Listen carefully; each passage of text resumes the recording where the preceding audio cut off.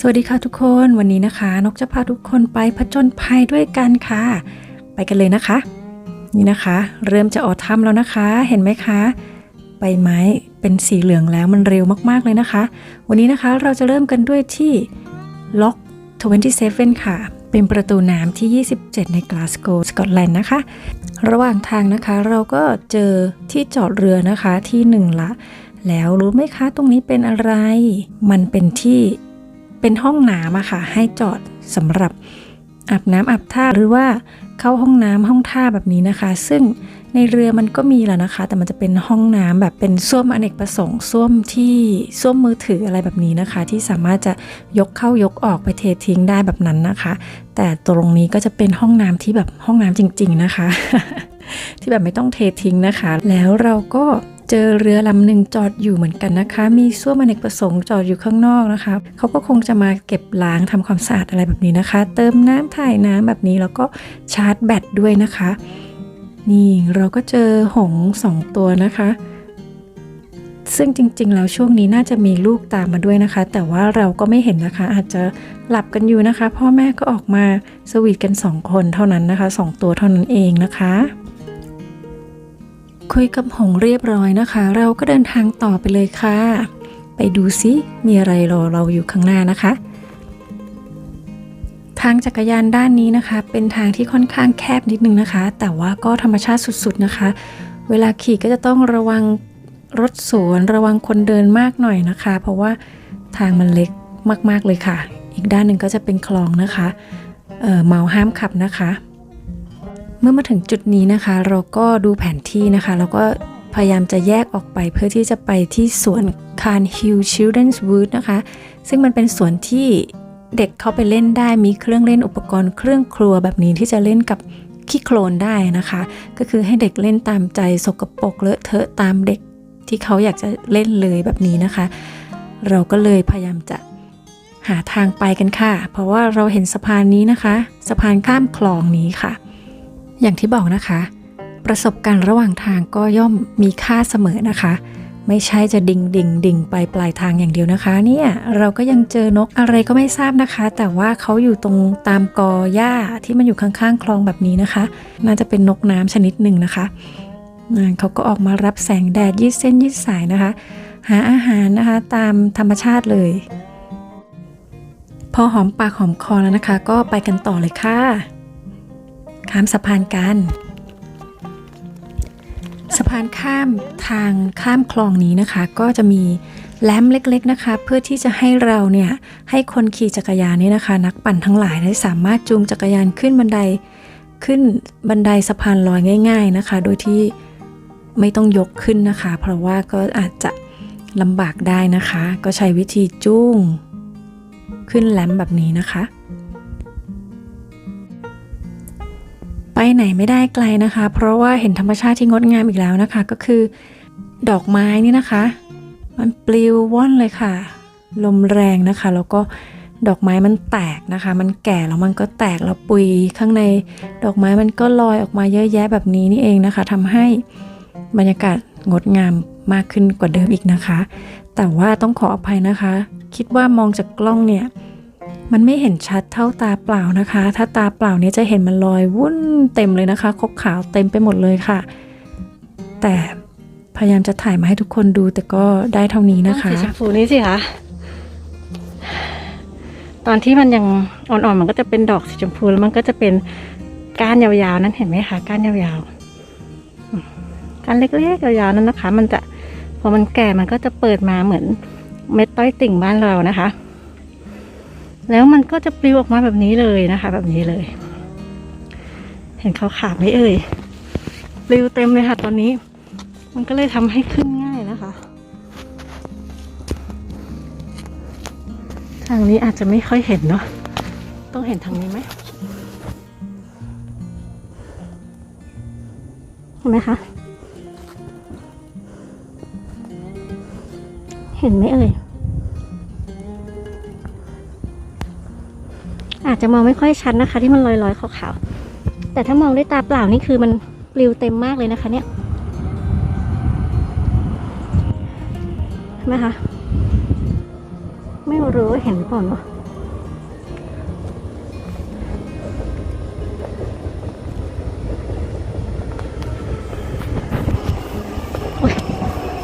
รถไฟนะคะ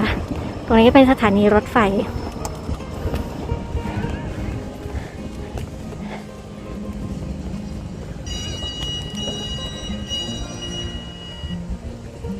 โอ้นะคะเวลาลมมาดอกหญ้าปลิวเต็มเลย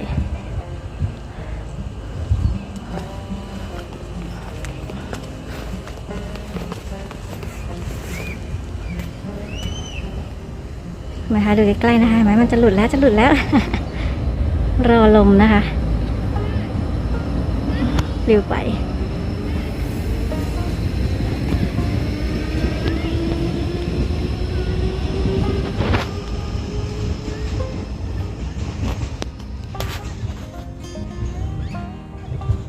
มันก็จะปลิวเข้าหน้านกเลยนะคะเนี้ยเห็นไหมคะเวลามีลมมามันก็จะปลิวแล้ว ข้ามคลองมาแล้วนะคะ เราก็เดินไปหาสวน Carn Hill Children's Wood นะคะ ไม่ไกลเท่าไหร่ค่ะ ก็ได้เจอนะคะ แต่ว่าดูสิคะ โทรศัพท์ตกซะก่อนนะคะ ด้วยความพยายามมากนะคะ ในสวนนี้นะคะก็จะมีต้นไม้ที่เขาถูกตัดทิ้งนะคะ เขาก็จะมีคนมาแกะสลักให้เป็นรูปนั้นรูปนี้ด้วยนะคะ มีหมาป่าไล่กระรอกนะคะ มีนกฮูกแบบนี้นะคะ อันนี้ก็จะเป็นสวนที่มีครัวมีอะไรให้เด็กๆเล่นนะคะ นี่มีช่องให้กระโดดอันนี้เป็นครัวนะคะ แต่ว่าที่สามารถจะเล่นเลอะเทอะเปื้อนได้แบบนี้เป็นโคลนนะคะ แล้วก็ในป่านี้มันก็จะเป็นลูปให้เดินนะคะ ก็ธรรมชาติเขียวมากๆเลยนะคะนี่คล้ายๆกับดอนชอมนะคะ ที่นกเคยได้ลงคลิปไปให้ทุกคนได้ดูเมื่อก่อนเนี่ยนะคะ ดูเห็ดสิคะอันนี้เป็นขอนไม้ที่มันแห้งแล้วนะคะ เห็ดก็ขึ้นมอสก็ขึ้นนะคะ สวยงามนะคะเหมือนดอกไม้เลย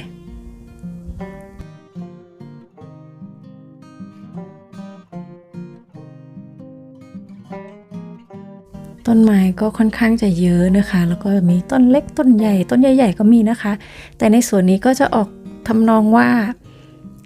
เป็นที่เล่นของคนนะคะของเด็กแบบนี้นะคะ เป็นที่ออกกำลังกายของ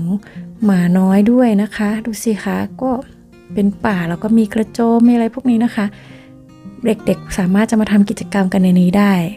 นะคะแล้วนกก็เจอต้นไม้ต้นหนึ่งนะคะชนิดหนึ่งนะคะที่ประทับใจมากเลยค่ะดูต้นอะไรก็ไม่รู้ค่ะมันขึ้นมากอเดียวกันนะแต่ว่ามันแยกออกมาเป็นหลายต้นมากเลยนะคะเดี๋ยวให้ดูเวลามันเป็นต้นเดียวนี่แหละจะดูนะคะมันแยกออกมาเป็นหลายต้นอ่ะ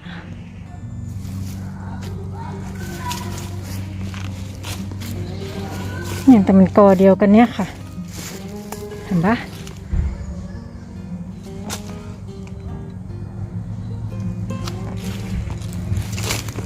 มีอันเนี้ยกอเดียวกันแต่ว่ามันขึ้นแยกกันมาเนี่ย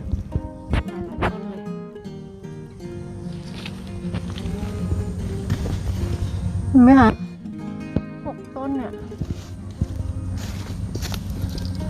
ลงมาเป็น1 2 3อันนั้นติดกัน4แล้วก็5 6นี่เห็นไหมคะ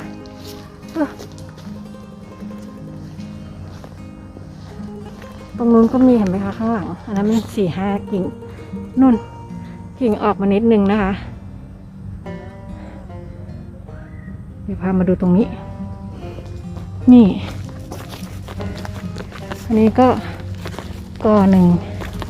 แล้วก็ตัวนี้เริ่มแยกออกมาเป็นกอน้อยต้นน้อยเห็นไหมคะ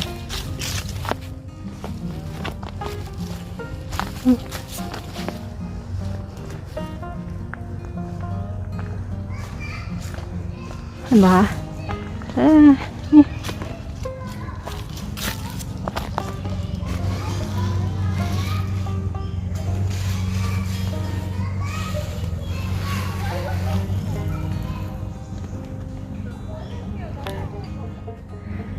ต้นไม้นี้ก็ใหญ่มากเลยนะคะดูนี่ปลายกิ่งเขาอยู่บนนี้เลยนะคะ ต้นเขาอยู่นู่นดูสิคะต้นนั้นก็ใหญ่มากกว่าอีกอะใหญ่กว่าเดิมอีกอะไรเนี่ยเห็นไหมคะสีเหลืองมาแล้วออทัมสีเหลืองแฝงตัวอยู่ข้างในเห็นไหมคะนี่ลายกิ่งเขาอยู่นี่เลยนะคะเหนือหัวนกเลยนี่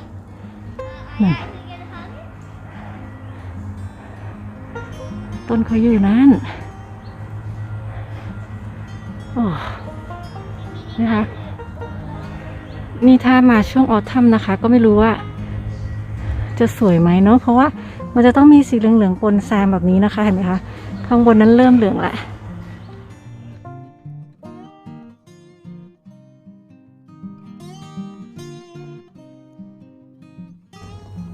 ต้นอะไรก็ไม่รู้นะคะมันเลื้อยค่อยกันไปค่อยกันมา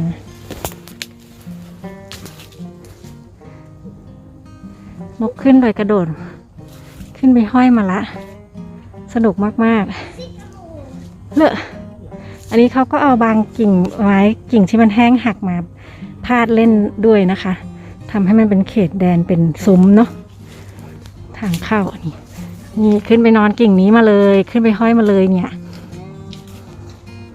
สนุกมากๆต้นนี้นะคะเหมือนพืชชนิดหนึ่งที่เมืองไทยเนาะเหมือนไม้ประดับอย่างหนึ่งที่เมืองไทยนกก็ไม่แน่ใจนะคะแต่ดูสิเต็มพื้นที่เลยค่ะสวยงามมากต้นเล็กต้นน้อยก็ขึ้นใหญ่เลยนะคะนี่ก็ใหญ่ๆเนาะมันเหมือนไม้ประดับอะไรของเราอะว่านอะไรสักอย่างนะคะว่านอะไรนกก็จำชื่อไม่ได้นะคะเห็นไหมคะนุ่นไม่ถึงนู่นเลยนะคะนี่อยู่ในป่าที่ถ้าเป็นเห็ดก็จะกรี๊ดเลยนะคะดูอันนี้ก็น่าจะเป็นเบอร์รี่ชนิดหนึ่งนะคะแต่ว่ามันทานไม่ได้นะคะมันรับประทานไม่ได้แล้วก็คนที่นี่จะถูกสอนว่าถ้าเจอพวกเม็ดแดงๆอย่างนี้ห้ามทานนะคะอะไรก็แล้วแต่ที่เป็นเม็ดแดงๆนะคะห้ามทานจะสอนเด็กๆตั้งแต่เล็กๆเลยแต่รู้ไหมคะว่าที่นี่มันมีเม็ดแดงๆเยอะมากนะคะแต่นกก็ไม่เข้าใจว่าด้วยความเป็นเด็กอะเนาะเขาก็ต้องเอาอะไรเข้าปากเนาะถ้าเขาอยากรู้อยากเห็นนะคะแต่คนที่นี่ก็ใช้วิธีสอนว่าถ้าเจออะไรสีแดงก็คือมันเป็นพิษนะคะห้ามกินเด็ดขาดนะคะ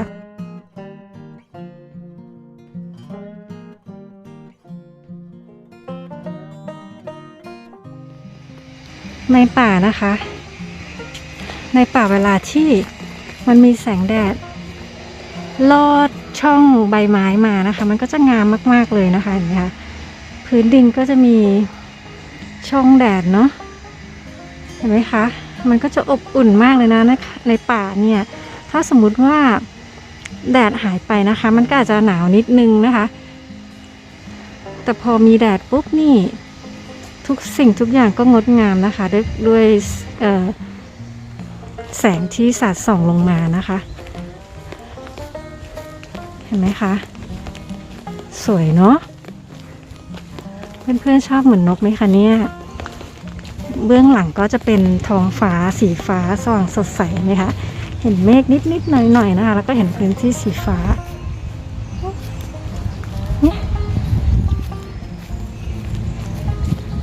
ธรรมชาติงดงามจริงๆค่ะไม่มีอะไรมากก็แค่ท้องฟ้าต้นไม้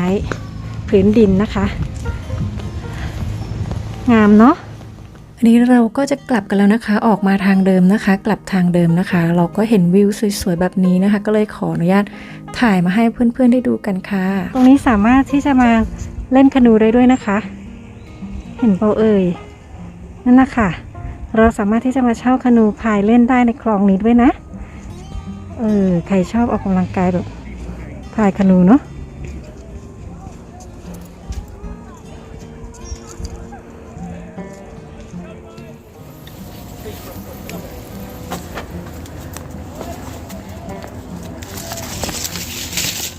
จักรยาน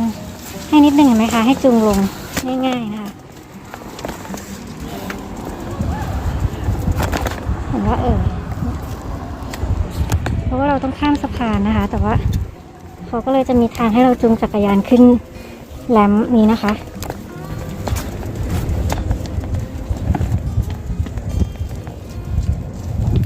เพราะว่าถ้าขี่จักรยานขึ้นหรือว่ายกขึ้นก็จะยกไม่ไหวนะคะก็เลยจะต้องทำแรมป์ให้นิดนึงเพื่อที่จะให้จูงจักรยานลงง่ายๆขึ้นง่ายๆนะคะ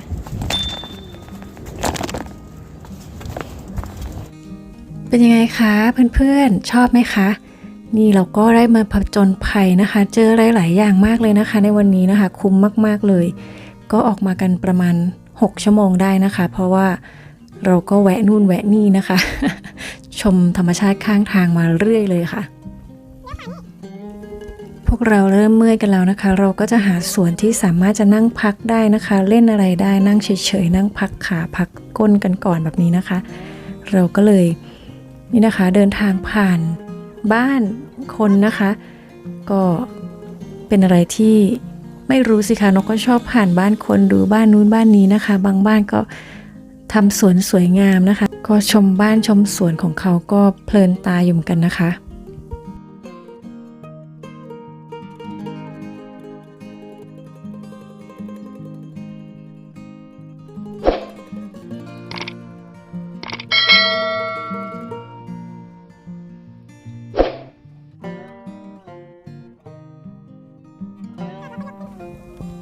โชคดีที่ว่าวันนี้อากาศโอเคนะคะมีแดด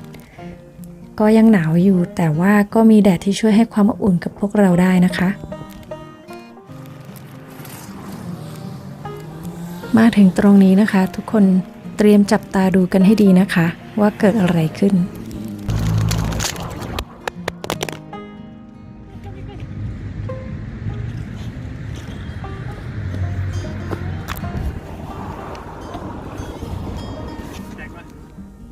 แล้วเราก็ได้มาถึง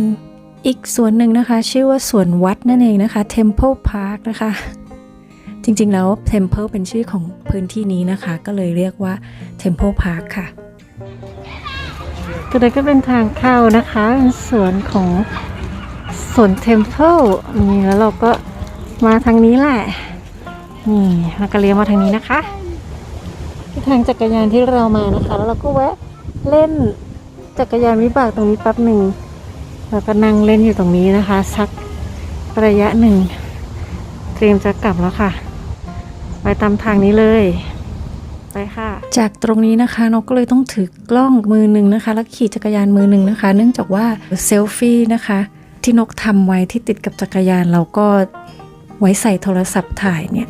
มันพังนะคะมันแตกนะคะนกก็เลยพยายามจะใช้เขาเรียกอะไรคะ neck holder นะคะเพื่อที่จะมา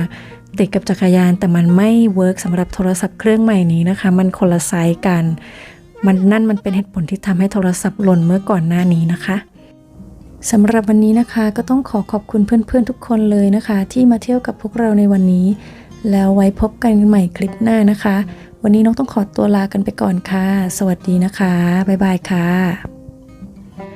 ใช่นี่เป็นทางออกนะคะเดี๋ยวเราออกจากสวนกันแล้ว